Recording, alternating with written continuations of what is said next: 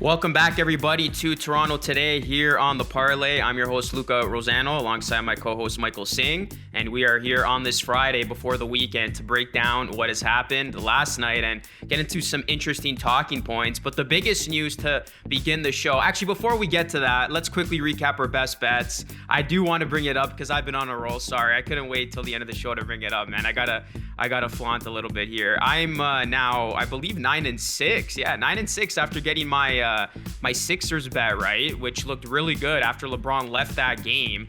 So that -2.5 was easily covered. The Sixers ended up winning this game by double digits. But you're pretty happy too. You got your bet right, and that's actually going to segue us into Canada. Yeah, I put money on the Canadian men's national team last night, coming through their first win in Honduras in 37 years, and paid off. They got the W, big 2-0 win, and both Luke and I are very happy this morning as both of our best bets hit.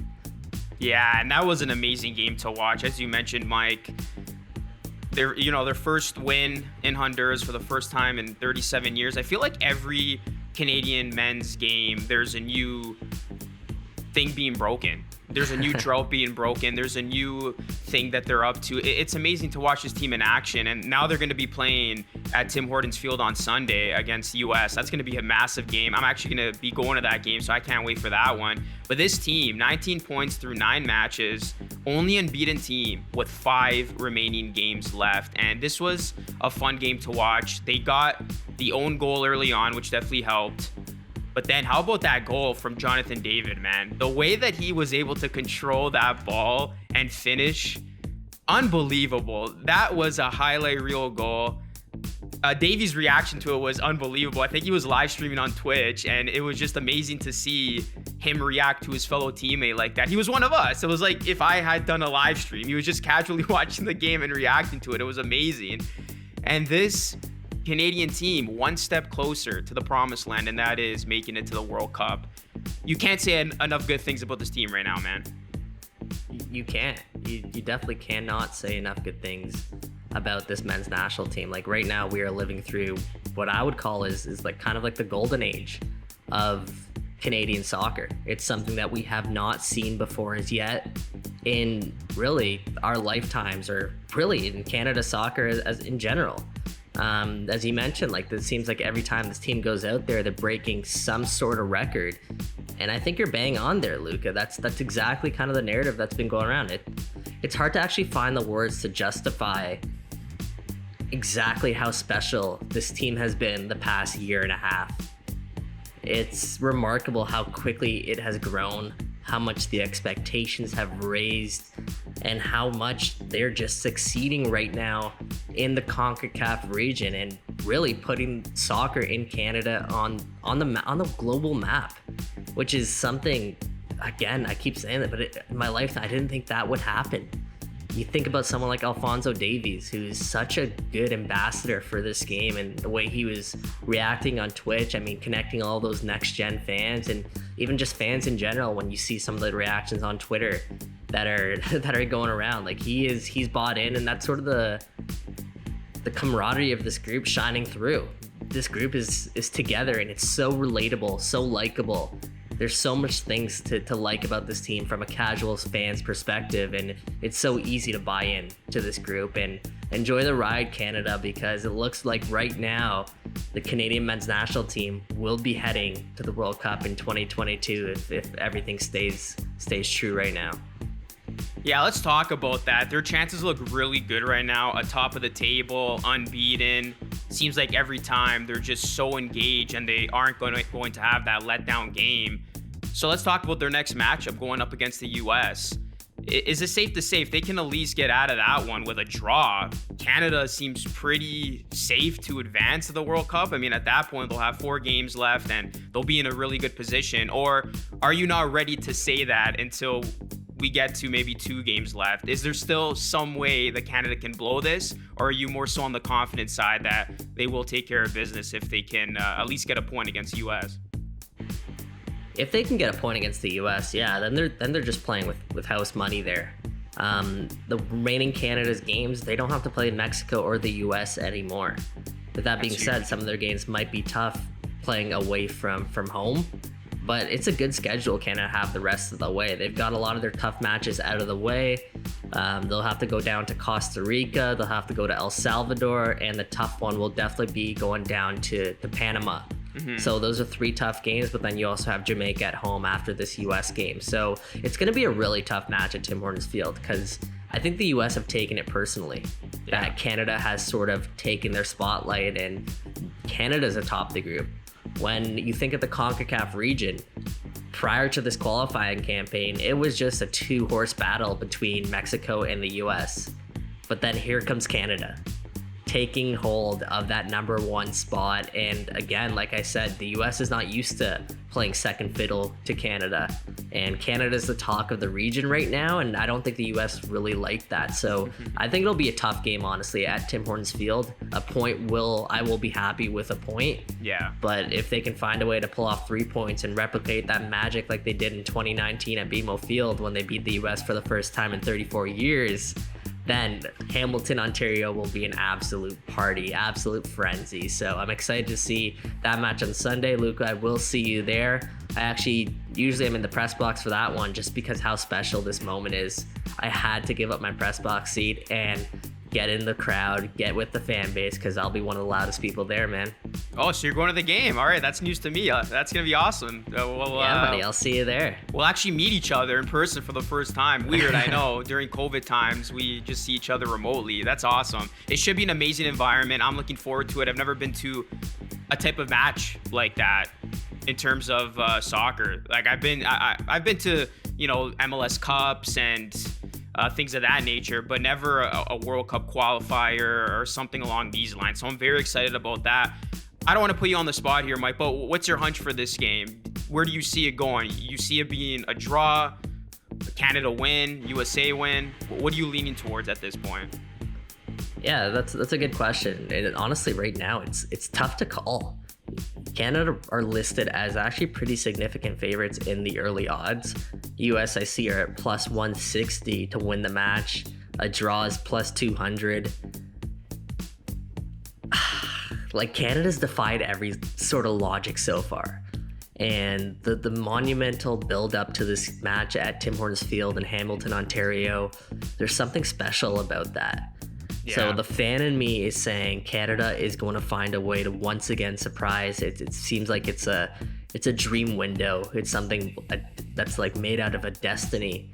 It's destined right now for Canada to go on and do this. That's the vibe I feel with this team. Yeah. And so the fan in me is saying take the win, but realistically, I would say a draw is probably more safe and probably expected at this point, just the way that these two teams are going. Yeah, I would lean towards the draw as well. But like you said, there's just something so special about this team. Just when you think they can one-up themselves, they do it.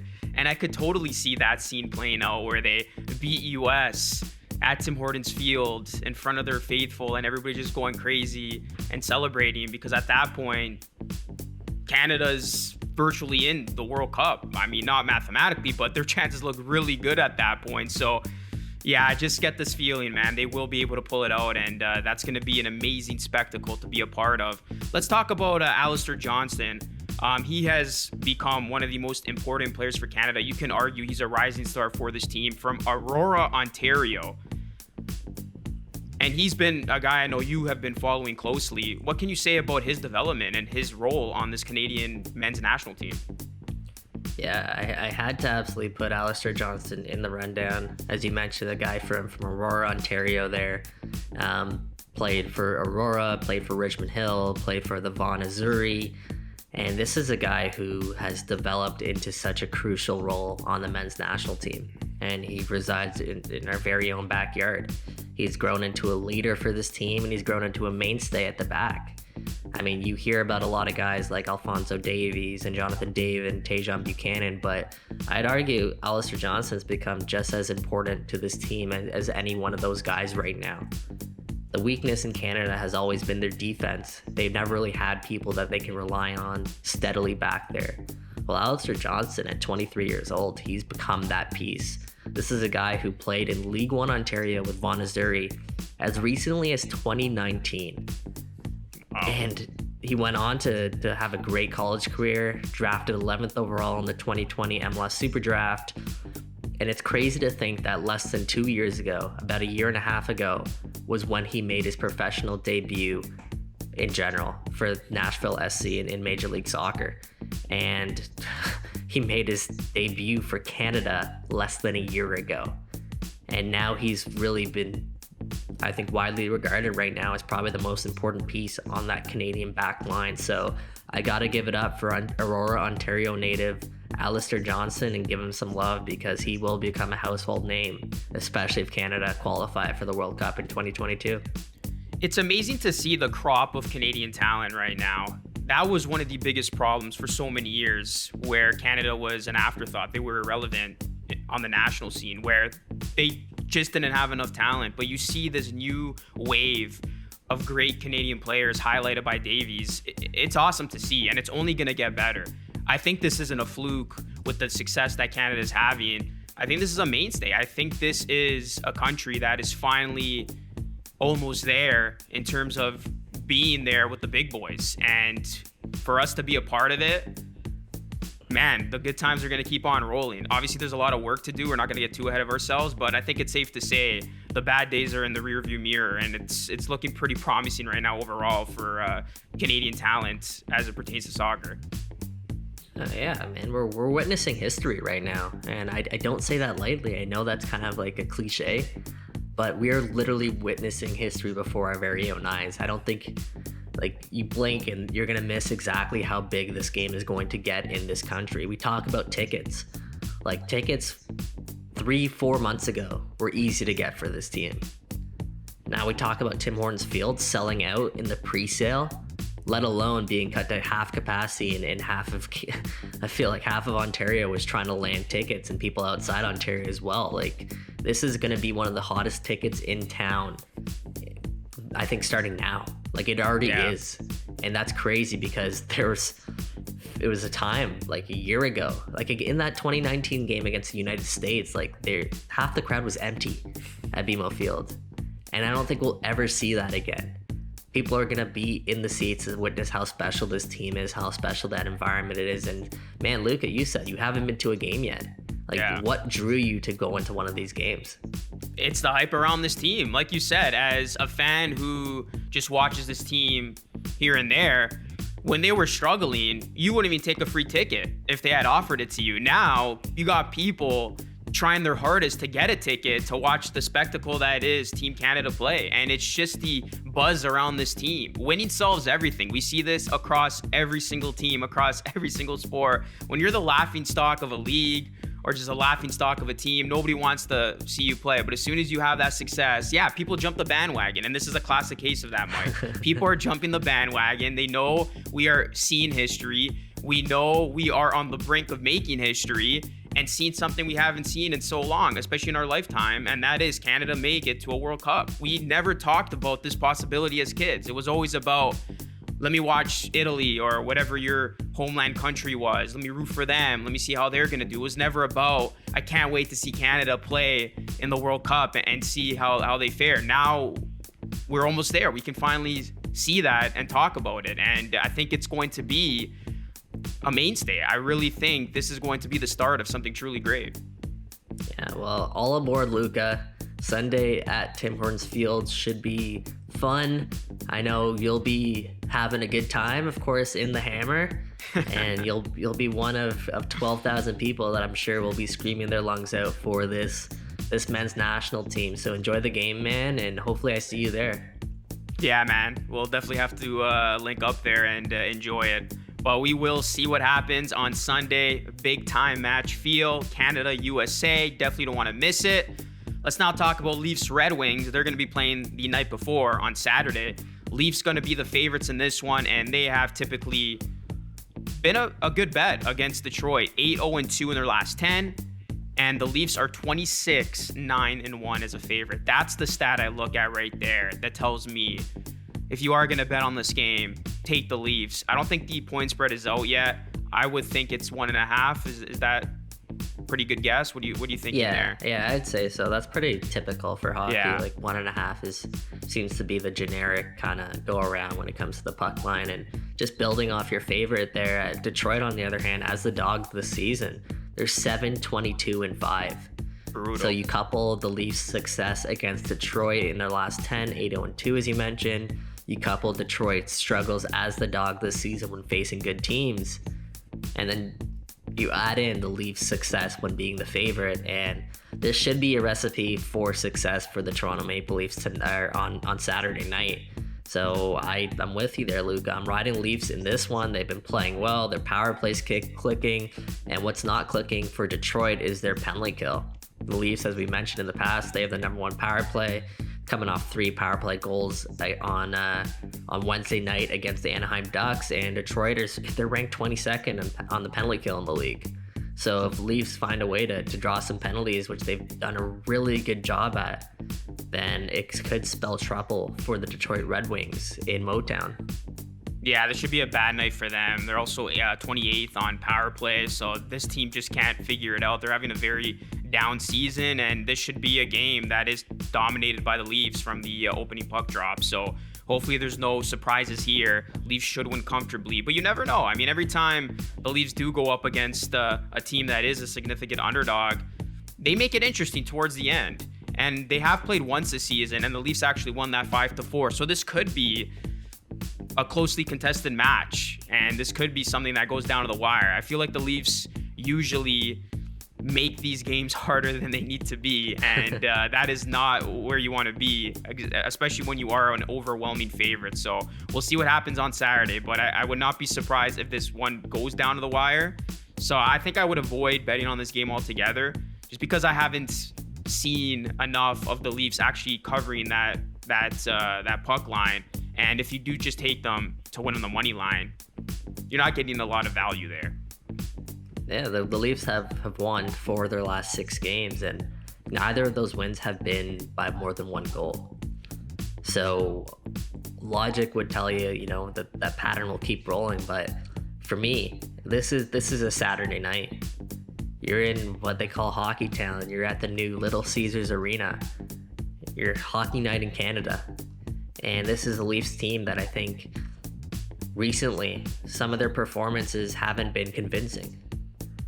But against a team like Detroit, which you've been just money against, like I said, a Saturday night Hockey Night in Canada, it's going to be on national TV. All eyes are going to be tuned in onto this game. I think the Leafs come out and they make a statement in Detroit. This is a team, like I said, in the past has been healthy. They have all their guys sort of chipping in right now. William Nylander, Austin Matthews, John Tavares, Mitch Marner, Morgan Riley. Jack Campbell needs a big game. So I wouldn't be surprised if the Leafs come out and they tear it up in Detroit. So I actually kind of like the puck line right now.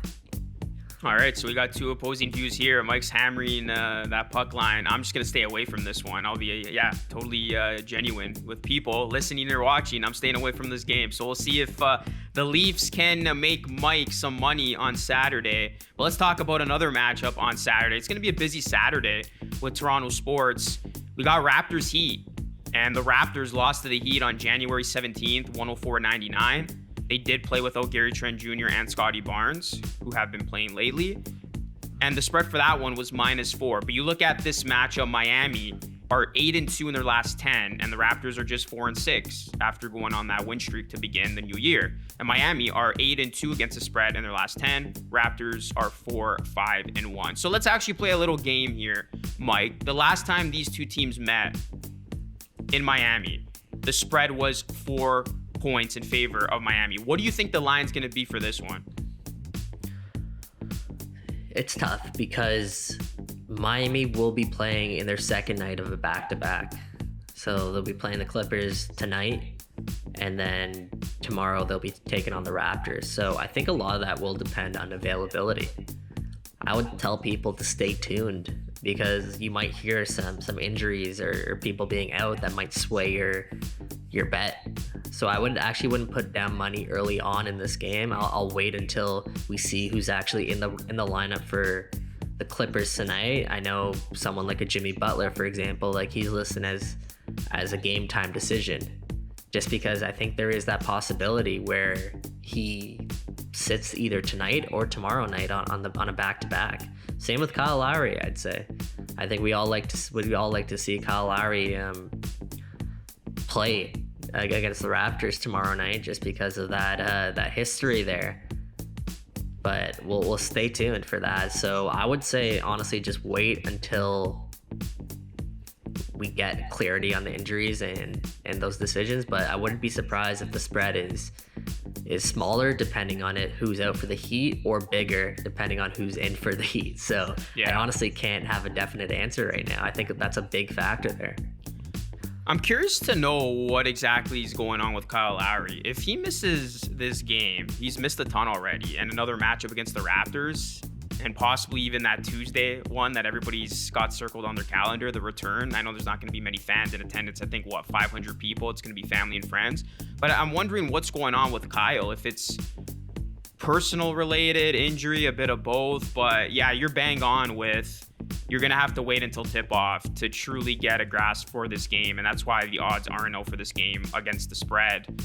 If I had to guess, I would assume that Raptors could be fully healthy for this one, minus Ken Birch. I can see Van Vliet back in the lineup, and if that happens, I think there's going to be a relatively tight spread. I can see the Heat still as a favorite, but maybe 3.5.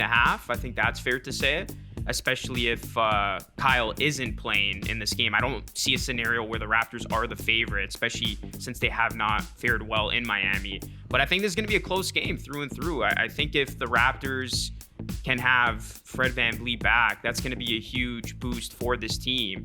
And every time the Raptors and the Heat play, I don't know what it is, it seems like these games always go down to the wire. So I don't think a team's going to blow out the other team. And as long as the Heat do have Jimmy Butler there at least, or even Tyler Hero, he's been phenomenal from off the bench. That's the thing about this Heat team. Even if they are missing pieces, they're so deep that they have literally put together a number one seed in the East, despite dealing with a handful of injuries and guys being in and out of the lineup. That's the thing. Even if they are missing a couple pieces, you still like their chances. They have proven it time and time again. They can get it done. Their bench is one of the deepest benches in the league. You got guys coming up, next man up mentality. This team's going to be scared when they are fully healthy and Kyle is out there and playing. So yeah, I would probably give the edge to the Heat just because they're on a phenomenal tear right now. But if the Raptors can be healthy for this one, it should be close and interesting. We've seen with this team, they don't go down without a fight. When they play a favorite, these games usually go down the wire. I think the Bulls did end up covering that spread, but hey, like, it was pretty neck and neck till the very end. And you were thinking, oh, Raptors might actually cover this number. So I think it'll be like Heat minus 3.5 for this one. That'll be my guess. Yeah, I wouldn't be surprised if it's something around there. And Miami, like you said, is the number one seed in the Eastern Conference right now. They're at the top of the East, 31-17 this season. And they've done so with managing a bunch of injuries.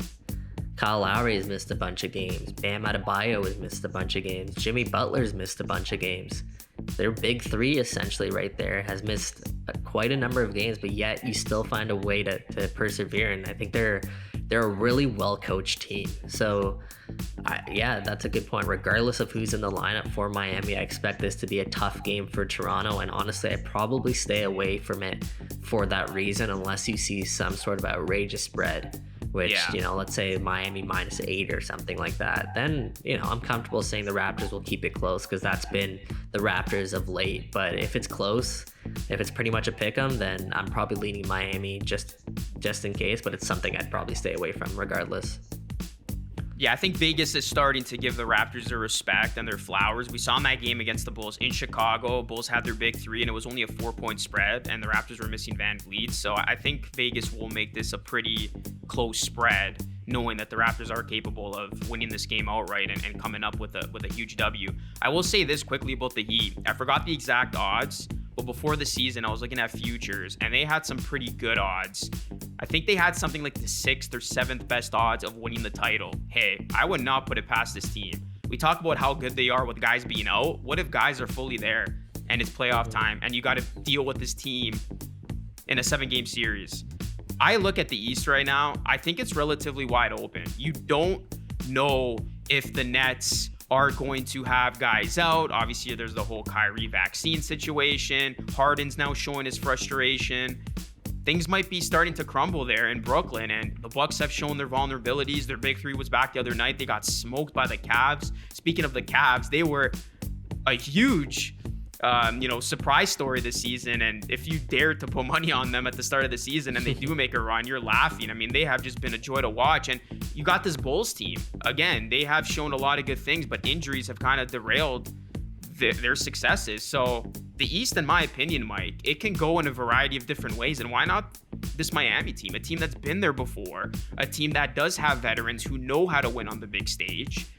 So I would not put it past this team of making an improbable run to the NBA Finals. And once you get to the finals, you have a chance. Yeah, it's funny. Like, one of the first games Miami played this season, I think the first game they played was, I believe, against the Milwaukee Bucks, if my memory serves correctly.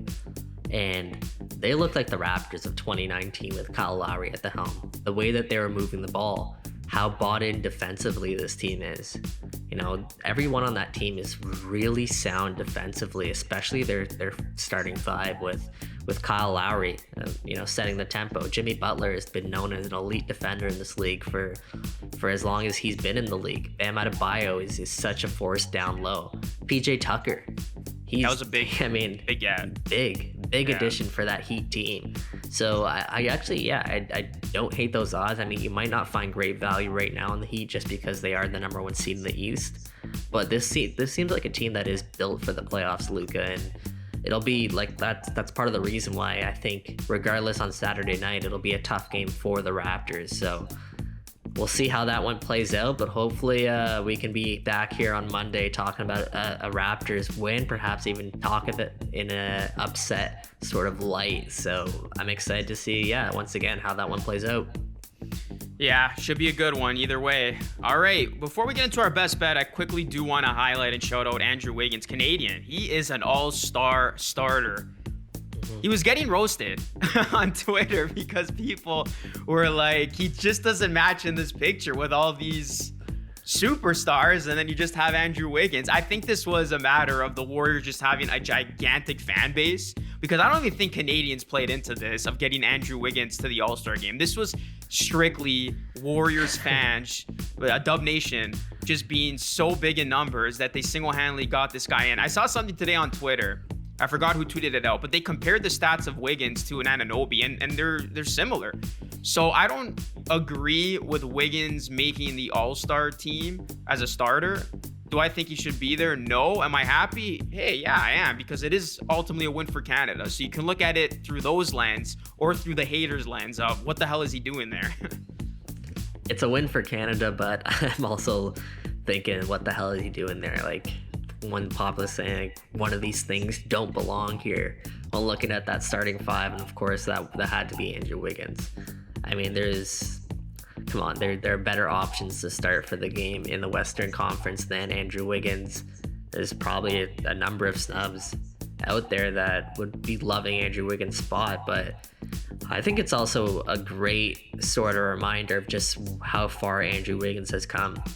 This was a guy in Minnesota that essentially nobody wanted, but the Golden State Warriors took a chance on him because of their culture, because of their fit, and they thought that, hey, they can turn this guy into something.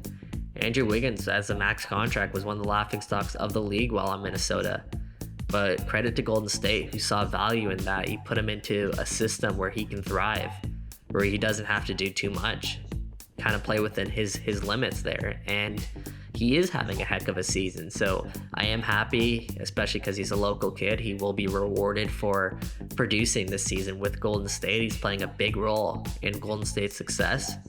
I just wouldn't put him in all-star starter category.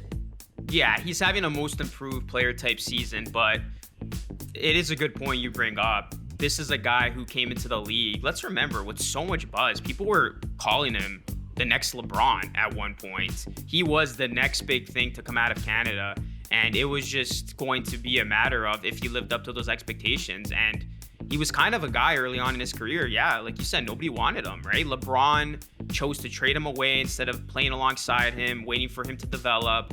He never really found his footing in Minnesota, and then the T-Wolves got rid of him through a trade. And how about that trade? I mean, the Warriors are laughing right now. You get Wiggins, who's playing his best basketball, and then that pick ended up becoming Jonathan Kuminga, who you could argue he is the next big thing in the NBA with what he has shown us so far. So I'm happy for Wiggins. You can tell, too, he's very joyful to be on this Warriors team, and they did show his reaction after being named an all-star starter last night, because they did play against the Wolves, and he was just all joy. Like, you could just tell in his smile, like he was so happy, and it's good. It's good for him. It's good for Canada. He's going to be, I believe, the first all-star starter who's Canadian since Steve Nash. So it hasn't been something that happens all the time. So again, it is a win for Canada, but you could definitely make a case for other guys being more deserving of that spot. I mean, to think Luca Doncic isn't in the starting five is crazy. I mean, I know he missed a lot of time, but